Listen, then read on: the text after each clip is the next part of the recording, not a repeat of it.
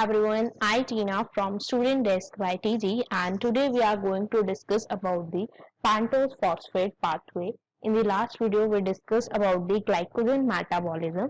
If you have any doubt or any query, then please let us know in comments. So today we are going to discuss about the pentose pathway. So let's get started. Pentose phosphate pathway. What is pentose phosphate pathway? First of all, there are some alternatives way of saying the pentose phosphate pathway. It is also known as the hexose monophosphate pathway, or you can say phosphogluconate pathway or the pentose shunt. तो pentose phosphate pathway हमारा इन तीन और नामों से जाना जाता है, hexose monophosphate pathway, phosphogluconate pathway और the pentose shunt.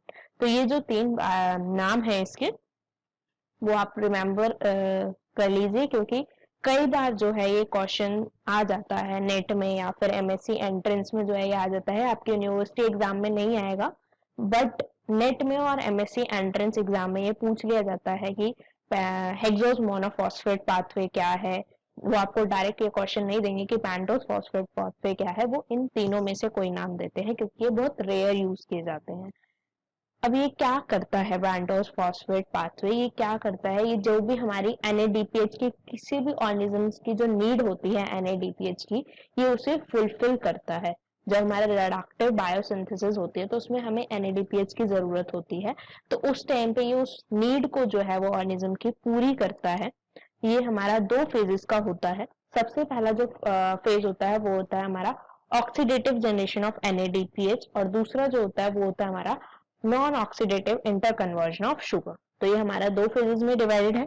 एक तो हमारा ऑक्सीडेटिव फेज जिसमें हमारा NADPH जनरेट होता है, दूसरा हमारा है non oxidative interconversion of sugars, यानी कि इसमें हम इंटरकन्वर्जन कराते हैं शुगर की.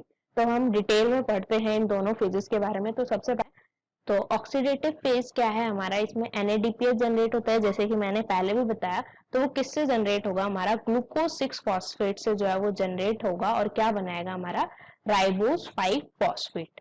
ठीक है, NADPH किससे जनरेट हुआ, हमारा ग्लूकोज 6 फॉस्फेट से वो जनरेट हुआ, और क्या बनाया उसने, राइबोस 5 फॉस्फेट. अब आप लोगों को पता है राइबोस 5 फॉस्फेट जो होती है हमारी, वो 5 कार्बन शुगर होती है. तो ये जो 5 कार्बन शुगर है ये सिर्फ हमें NADPH ही प्रोवाइड नहीं कर रही, बल्कि ये काफी सारे हमारे ऐसे मॉलिक्यूल्स हैं जिनका ये कंपोनेंट होती है. जैसे कि हमारा RNA ले लो या DNA ले लो, इनका जो है ये कंपोनेंट होती है RNA, DNA या फिर ATP, NADH, FAD या कोएंजाइम A. ये सभी का कंपोनेंट क्या होती है हमारी 5 carbon sugar, that is or ribose 5 phosphate. तो ये क्या होती है हमारी कंपोनेंट होती है किसका, RNA का, DNA का, ATP, NADH, FAD और कोएंजाइम A. तो ये रिएक्शन होती है हमारी glucose 6 phosphate plus 2 NADP positive और वाटर मॉलिक्यूल्स मिला के हमें क्या देते हैं, राइबोस 5 फॉस्फेट और 2 NADPH. अब हमें कितने मॉलिक्यूल मिले हैं, यहाँ से 2 NADPH के मॉलिक्यूल मिले हैं.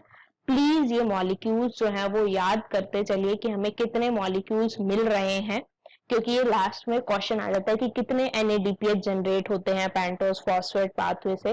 काफी बार ये क्वेश्चन जो है वो MSc एंट्रेंस में, नेट में जो है वो पूछा जाता है कि ग्लाइकोजेनेसिस से कितने एनर्जी मॉलिक्यूल्स मिलते हैं हमें, या फिर पेंटोस फॉस्फेट पाथवे से कितने NADPH मॉलिक्यूल मिलते हैं.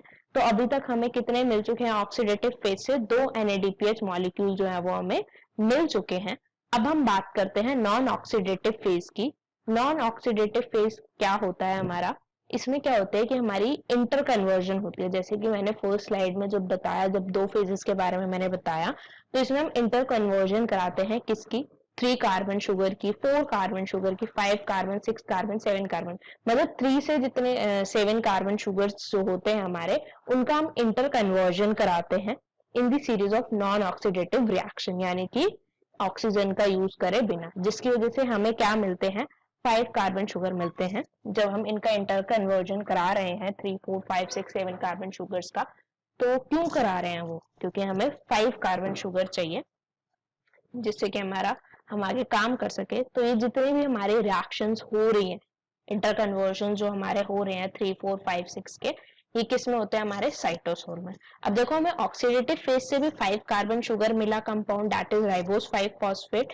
ऐसे ही हमें नॉन ऑक्सीडेटिव से भी क्या मिल रहे हैं? 5 कार्बन शुगर प्रोडक्ट्स मिल रहे हैं। तो दोनों का मोटो सेम ही है, बट वो ऑक्सीजन का यूज कर रहे हैं, ये ऑक्सीजन का यूज नहीं कर रहे हैं। तो अब हम बात करते हैं पेंटोस फॉस्फेट पाथवे इन दी साइक्लिक फॉर्म की साइक्लिक फॉर्म में कैसे होता है। अभी तक हमने अलग अलग फेजेस में जो है वो इसको पढ़ा, अब उनको कंबाइन करके हम जो है वो पढ़ेंगे कि कैसे हमारी पूरी साइकिल होती है। तो सबसे पहले हमने ऑक्सीडेटिव फेज पढ़ा है, तो पहले वही पढ़ते हैं, फेज 1 ऑक्सीडेटिव। तो इसमें क्या लिया हमने? सबसे पहले ग्लूकोज 6 फॉस्फेट लिया, उससे हमारा क्या बना? राइबोलोज 5 फॉस्फेट। 5 कार्बन शुगर मिल गई हमें। अब ये 5 कार्बन शुगर क्या है? अपने अलग अलग फॉर्म दिखाएगी। एक तो ये इसका राइबोस 5 फॉस्फेट हो गया, ठीक है, राइबोस 5 फॉस्फेट। एक इसका ये फॉर्म हो गया। दूसरा इसका कौन सा है? जाइलोज 5 फॉस्फेट, ठीक है। अब ये दोनों तो जा रहे हैं हमारे नॉन ऑक्सीडेटिव फेज में, एक हमारा ऐसे ही ऑक्सीडेटिव फेज में यहाँ पे रहेगा, ठीक है। अब यहाँ पे हमें क्या करना है? अभी तक हमारी 5 कार्बन शुगर चल रही थी, तो अब इन 5 कितने हो गए? टोटल कार्बन हो गए हमारे 10। तो अब इसमें एक हमें मिलेगा C3 यानी 3 कार्बन, एक हमें मिलेंगे C7। C3 का हमने गैप जो है वो ग्लाइकोलाइसिस में भी पढ़ा था। तो एक तो हमारा क्या बन गया? गैप बन गया, और एक बन गया हमारा सूडो हाप्टोलोज 7 फॉस्फेट का 7 कार्बन है। अब देखो 10 में से अगर हम 3 माइनस करें तो 7, और 7 के लिए हमारा क्या हो गया? Sedoheptulose 7 phosphate. अब फिर से जब ये दोनों शुगर रिएक्ट कर रही हैं, तो टोटल कार्बन कितने हैं? 10। अब यहाँ पे 6 और 4 का हमें प्रोडक्ट चाहिए, ठीक है ना। तो 6 के लिए तो हमारा फ्रक्टोज 6 फॉस्फेट हो गया, क्योंकि ग्लूकोज तो हम ऑलरेडी ऊपर यूज कर चुके हैं, तो वो तो हमारा दोबारा नहीं बन सकता। तो फ्रक्टोज 6 फॉस्फेट, और बाकी जो बचा वो हो गया हमारा एर्थ्रोस 4 फॉस्फेट। देखो शुगर आपकी वही होगी जितना नंबर पे कार्बन, जितने कार्बन है। C6 है तो 6 पे होगा फॉस्फेट, 4 है तो 4 पे होगा फॉस्फेट, ठीक है। अब यहाँ से एक कार्बन C4, और यहाँ से मैं बता रही थी जाइलोज 5 फॉस्फेट हमारा ऑक्सीडेटिव में ही चलता आ रहा है, तो अब वो दोनों मिल गए, क्या हो गया? 9। अब हमें क्या मिलेगा? एक फ्रक्टोज 6 फॉस्फेट मिलेगा और एक मिलेगा गैप। तो अब ये देखिए, ये जो इतना इंटर कन्वर्जन चल रहा है, क्योंकि मैंने बताया था कि नॉन ऑक्सीडेटिव में सिर्फ इंटर कन्वर्जन होता है, तो ये हमारा पूरा क्या हो रहा है? नॉन ऑक्सीडेटिव फेज, क्योंकि यहाँ पे क्या हो रहे हैं? सारे के सारे शुगर्स जो है वो इंटर कन्वर्ट हो रहे हैं। 3 से लेके 7 तक के जितने भी शुगर है वो इंटर कन्वर्ट हो रहे हैं। तो इस तरीके से आप याद रख सकते हैं कि जब हमारा ये इंटर कन्वर्जन है, तो हमारे क्या हो रहा है? वो नॉन ऑक्सीडेटिव फेज है। तो ये था हमारा पेंटोस फॉस्फेट पाथवे कि कैसे हमारी पेंटोस फॉस्फेट पाथवे होती है। कुछ नहीं है, बहुत ही सिंपल सा आप रखिए कि इसमें हमें पहले तो सबसे पहले 6 कार्बन चाहिए, फिर हमारा जब 5 कार्बन आ गया, ठीक है, फिर उस 5 कार्बन को हम मिक्स करा रहे हैं, तो टोटल 10 हो गए। 10 को हमने एक बार किया 3 और 7 में, फिर हमने किया 6 और 4 में, देन हमारे पास 9 है तो हमने किस में कर दिया? 6 और 3 में। तो इस तरीके से हमारा पेंटोस फॉस्फेट पाथवे होता है पूरा। अब जैसे हमें पता है ग्लाइकोलाइसिस का जो है वो ग्लूकोनियोजेनेसिस जो है वो मिरर इमेज माना जाता है, जबकि वो होता नहीं है, कुछ उसमें मतलब एंजाइम्स चेंज होते हैं। ठीक उसी तरीके से पेंटोस फॉस्फेट पाथवे की भी एक मिरर इमेज है, यानी कि पेंटोस फॉस्फेट पाथवे से भी एक ऐसा साइकिल या पाथवे है जो उससे सिमिलर है बिल्कुल। तो ये क्वेश्चन कई बार आ जाता है कि पेंटोस फॉस्फेट पाथवे की मिरर इमेज कौन सी है, तो वो हमारी है कैल्विन साइकिल। कैल्विन साइकिल को हम मिरर इमेज कहते हैं, किसकी? पेंटोस फॉस्फेट पाथवे की। अब ऐसा क्या कॉमन है इन दोनों में? इनके जो एंजाइम्स हैं वो काफी ज्यादा कॉमन है, या इंटरमीडिएट भी जो इनके हैं वो एक एवोल्यूशनरी रिलेशनशिप रखते हैं एक दूसरे से, इसलिए इस कैल्विन साइकिल और पेंटोस फॉस्फेट पाथवे को एक दूसरे की मिरर इमेज बोला जाता है। कैल्विन साइकिल जो है हमारी वो NADPH को यूज करती है, जिससे कि वो जो हमारी रिड्यूस कार्बन डाइऑक्साइड है उसे वो हेक्सोस जनरेट करा सके, जबकि पेंटोस फॉस्फेट पाथवे जो है वो ब्रेक डाउन कराता है ग्लूकोज को, जिससे कि वो कार्बन डाइऑक्साइड से NADPH जनरेट करा सके। देखो है उल्टा ही काम, जैसे ग्लाइकोलिसिस और ग्लूकोनियोजेनेसिस में था, उसमें हमें ग्लूकोज ब्रेक डाउन करा रहे थे, इसमें हम ग्लूकोज बना रहे थे। सिमिलरली इसमें क्या है कि इसमें हम कार्बन डाइऑक्साइड से हेक्सोस जनरेट करा रहे हैं, इसमें हम कार्बन डाइऑक्साइड बना रहे हैं जिससे कि हमारा NADPH बने। तो दोनों एक दूसरे की क्या हो गई, मिरर इमेज हो गई। ठीक है, इसलिए कैल्विन साइकिल को कई बार हम क्या कह देते हैं, रिडक्टिव पेंटोज फॉस्फेट पाथवे।